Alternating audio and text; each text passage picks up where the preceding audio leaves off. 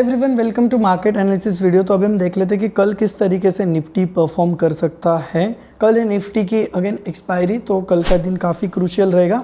आज का दिन वैसे काफ़ी डल था। आज का अगर मैं तुम्हें कुछ बताऊं तो ये है स्ट्रैडल वाला चार्ट। अगर तुम स्ट्रैडल वाले चार्ट को देखोगे, ये विक्स को पहले मैं हटा देता हूँ, तो through out the day straddle में कहीं पे भी स्पाइक नहीं आई। तो तुम अगर आज करेक्ट भी होते थे, अगर तुम कॉल ऑप्शन लो या पुट ऑप्शन लो, इतना स्पाइक नहीं आएगा। 10-15 पॉइंट्स की मूवमेंट मैक्स तुम्हें मिली होगी।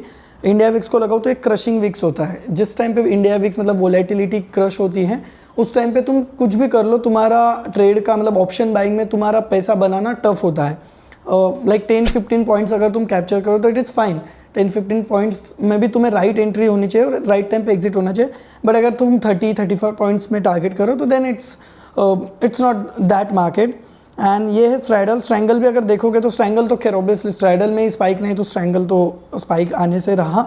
तो अगेन हम देख लेते हैं कि कल किस तरीके से मार्केट परफॉर्म करेगा। तो हम अलग अलग सिनारियोज डिस्कस कर लेते हैं। पहले है निफ्टी का चार्ट।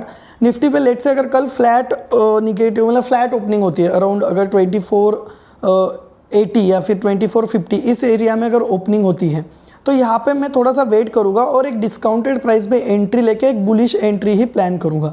तो ठीक है, तो फर्स्ट ट्रेड अगर फ्लैट ओपनिंग होती है या फिर थोड़ा सा अगर निगेटिव ओपनिंग होती है, तो वो हमारे लिए काफ़ी मतलब एक बाय ऑन डिप्स वाला सिनारियो रहेगा, जिसमें मैं मॉर्निंग में इस एरिया पे 24,050 या फिर 060 वाले एरिया पे मैं ओपनिंग एंट्री लेने का ट्राई करूँगा और एक बुलिश एंट्री प्लान रहेगी। तो फर्स्ट अगर एक हाई प्रोबेबिलिटी ट्रेड अगर मुझे चाहिए तो मैं ये वाला ट्रेड प्लान करूँगा। सेकेंड ट्रेड, अगर लेट से मार्केट अगर ओपन होता है थोड़ा सा पॉजिटिव, जो कि अभी गिफ्ट निफ्टी बता रही है 70-80 पॉइंट्स का, तो अगर 100 पॉइंट्स के आसपास अगर गैप अप ओपन होता है जो इस अराउंड आता है, तो फिर यहाँ पे अगेन ये वाला जो एरिया रहेगा ना, ये थोड़ा ऐसा एरिया रहेगा जहाँ पे ट्रेड्स तो हम प्लान करेंगे लेकिन थोड़ा लो प्रोबेबल ट्रेड रहेगा। तो इस एरिया में ये जो आज का रेजिस्टेंस है ना, ये रेजिस्टेंस तो एक्ट करेगा। तो यहाँ से एक रेजिस्टेंस वाला ट्रेड तो बनता है। बट अगर इस एरिया में मार्केट ज़्यादा टाइम स्पेंड करता है तो एक कंसोलिडेशन के बाद एक छोटा सा बुलिश ट्रेड भी प्लान किया जा सकता है। तो बुलिश ट्रेड में अगर बाय ऑन डिप्स वाला सिनेरियो मिलता है तो हम ज़्यादा पॉइंट्स कैप्चर करेंगे।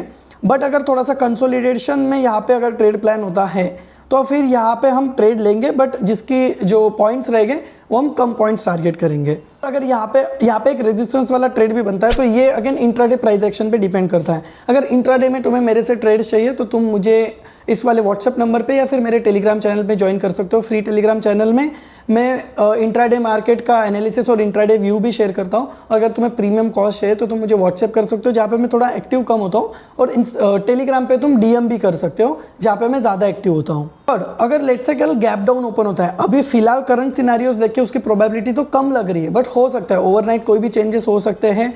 अभी तो मार्केट ओपन हुआ है, तो अगर थोड़ा सा बड़ा गैप डाउन होता है, बड़ा नहीं बट 50-70 पॉइंट्स का भी गैप डाउन ओपन होता है, और अगेन अगर हमें 24,050 इस एरिया में एंट्री मिलती है, मतलब गैप डाउन ओपन होता है और इस एरिया में मार्केट मिलता है, तो एज यूजुअल तुम्हें पता है कि मैं यहाँ से एक रिवर्सल ही प्लान करूँगा, क्योंकि मेरा व्यू है बाय ऑन डिप्स। तो अगेन मैं यहाँ से एक रिवर्सल ही ट्रेड प्लान करूँगा, तो यहाँ से भी एक बुलिश ट्रेड ही रहेगा।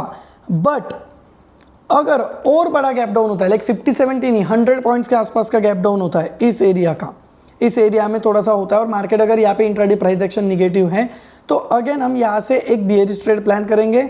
लेकिन क्योंकि बड़ा गैप डाउन होगा तो फिर उतनी प्रोबेबिलिटी कम रहेगी, मतलब ज़्यादा पॉइंट्स की प्रोबेबिलिटी कम हो जाएगी, ज़्यादा पॉइंट्स हम टारगेट नहीं कर सकते। तो फिर यहाँ पे हमें ट्रेड लेना पड़ेगा, बियरिश ट्रेड लेंगे, लेकिन कम पॉइंट्स का टारगेट रखेंगे, लाइक 20 पॉइंट्स का स्टॉप लॉस, 20-30 पॉइंट्स का स्टॉप लॉस, और उसके सामने हम 50 से 60 पॉइंट्स का टारगेट रखेंगे स्पॉट पे। उस अकॉर्डिंग तुम ऑप्शंस में एडजस्ट कर लेना। वन मोर थिंग, 24,000 एक काफ़ी मतलब स्ट्रॉन्ग सपोर्ट है। मैंने काफ़ी डार्क लाइन पे उसे मार्क करा हुआ, तो एक काफ़ी स्ट्रॉन्ग अभी भी सपोर्ट है। तो यहाँ से अगेन एक बड़ा बाउंस या फिर यहाँ से एक बाउंस तो आएगा, ये इजीली ब्रेक नहीं करेगा। एक तो बड़ा गैप डाउन होगा जिसकी अभी फिलहाल प्रोबेबिलिटी कम है, तो ये शुरुआत में तो एक अच्छा सपोर्ट ऐड करेगा अनलेस कोई अच्छी खासी न्यूज़ ट्रिगर करती है।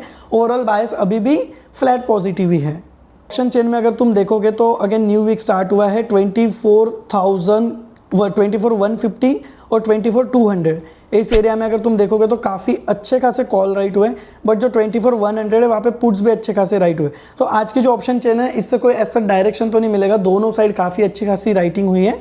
तो ओवरऑल ऑप्शन चेन तो कंसोलिडेशन वाला ही फेज़ अभी भी बता रही है।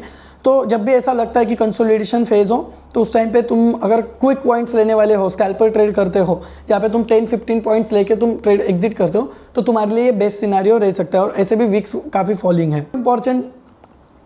वन मोर इंपॉर्टेंट चीज़, कल के लिए हम थोड़ा सा न्यूज़ फ्लोज देख लेते। पहले आज का न्यूज़ देखते हैं कि सन फार्मा ने इन्वोकेयर लाइफ साइंस को एक्वायर किया है 270 करोड़, छोटी company but again cash deal हुई है। और सन फार्मा मतलब 31 जुलाई तक डील क्लोज हो गई और सन फार्मा एक फार्मा इंडस्ट्री में बड़ा प्लेयर बनने के डायरेक्शन में जा रहा है। और एक चीज़ अगर तुम स्टॉक देखते हो तो वोल्टास ने 1 मिलियन AC सेल्स किए Q1 के फाइनेंशियल ईयर के 27 में, तो वो वन ऑफ द हाईएस्ट है। अभी वोल्टास का 20% शेयर है पूरे ओवरऑल AC मार्केट में। 1% 20% शेयर होल्ड करना है काफ़ी बड़ी चीज़ होती है। वन मोर इम्पॉर्टेंट चीज़ जो मतलब आप लोग भी देख रहे होंगे कि जो मॉनसून रिलेटेड प्रॉब्लम चल रही है, इस साल जून में 38%, पिछले साल के एवरेज से 38% लो मॉनसून अभी तक रिकॉर्ड हुआ है।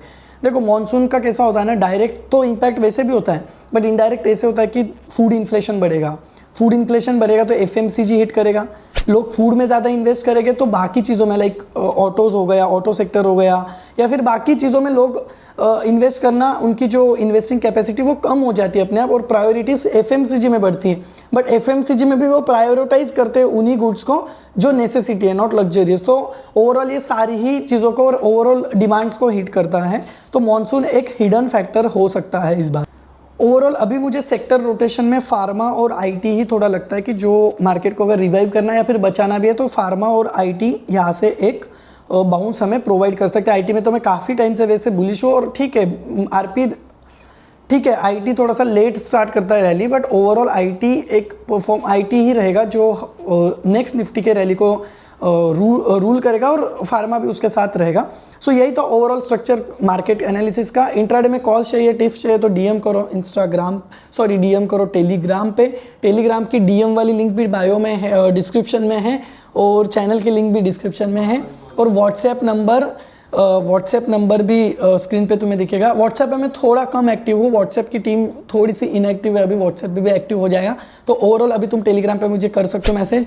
आई गेस टेलीग्राम का बैन कल लिफ्ट हो जाना चाहिए और नहीं कुछ तो तुम VPN से ऐसे भी यूज़ कर सकते हो। मोस्ट ऑफ द हमारे प्रीमियम ट्रेडर्स जो है वो VPN यूज़ करके अभी भी ट्रेड्स कर रहे हैं। आज का मार्केट डल था तो एज सच कोई अपॉर्चुनिटी थी और ऐसे डल मार्केट में ज़्यादा रिस्क नहीं लेना। 20-30 पॉइंट्स की रिस्क लेके मतलब 2-3 ट्रेड में तुम हर ट्रेड में 10 से 15 पॉइंट्स की रिस्क लेके तुम ट्रेड कर सकते हो। डल मार्केट में तुम कितना भी करेक्ट हो कितना भी रॉन्ग हो, तुम्हारे ना पैसे ज़्यादा लूज होने वाले ना ज़्यादा गेन होने वाला है।